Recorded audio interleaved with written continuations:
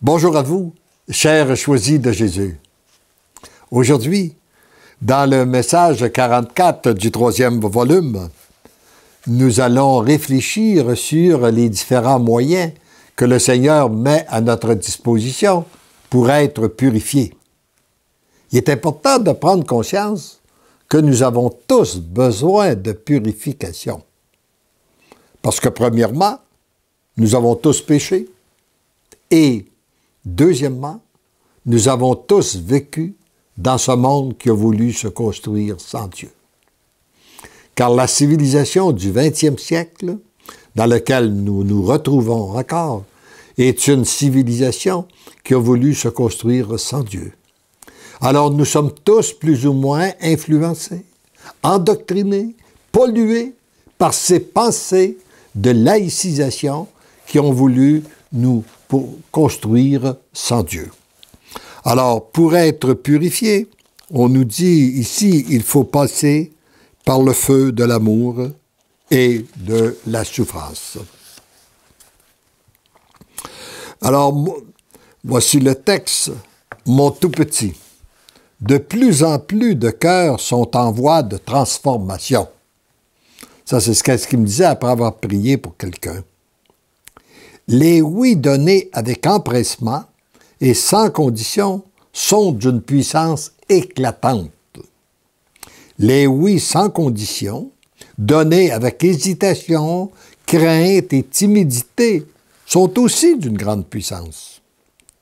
Le oui sans condition est toujours déclencheur d'une vie nouvelle, même si la personne ne le reconnaît pas immédiatement. Et ça, je reçois de plus en plus de témoignages de gens qui me disent ça, que c'est surtout après un certain temps qu'on a donné notre oui au Seigneur qu'on voit les transformations qu'il a fait en nous. Ce sont les oui, puis là ici de G, mais pour les fins de, je vais l'appeler Georges, qui l'ont conduit à ce qu'il et qui le conduit sur le chemin de la perfection et de la sainteté. N'est-ce pas le chemin que nous sommes tous appelés, en tant que baptisés, suivre le chemin de la perfection et de la sainteté? Georges, fils bien-aimé du Père, toi qui es choisi pour une belle et grande mission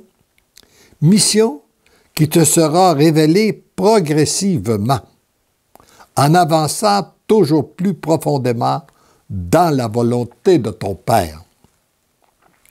Tu dois ignorer pour le moment ce que le Père veut accomplir à travers toi.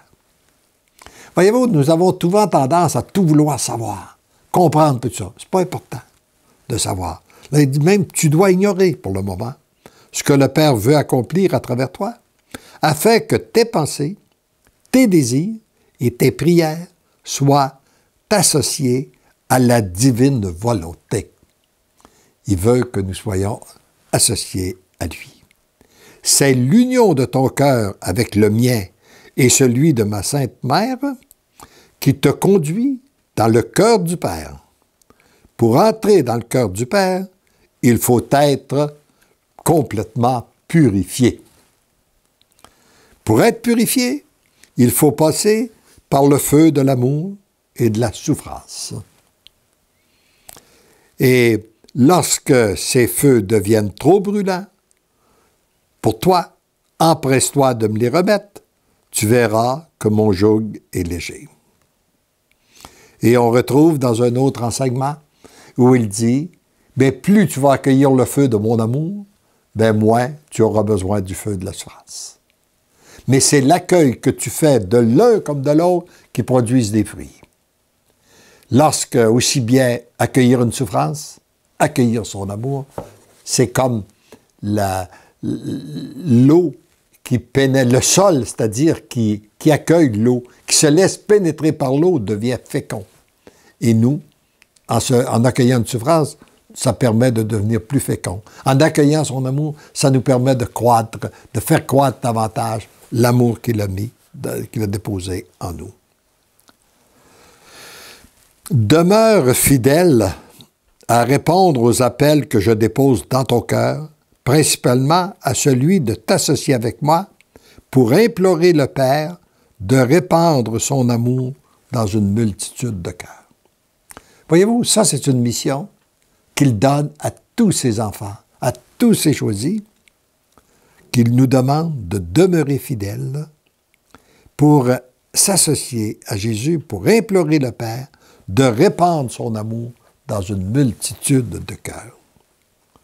Georges, sois sans crainte, tu as trouvé grâce auprès du Père. Viens te jeter dans mes bras. À chaque fois, tu y trouveras joie, paix et bonheur. Je t'en fais la promesse. Donc, la promesse qu'il a faite à Georges, c'est la promesse qu'il fait aussi à chacun de nous. Et Jésus tient ses promesses. Et là, il veut nous dire à chacun de nous, et à chacun de vous qui m'écoutez, tu es un fils ou une fille bien-aimé du Père, et mon cœur est brûlant d'amour pour toi. Tendrement et divinement, je t'aime. Amen.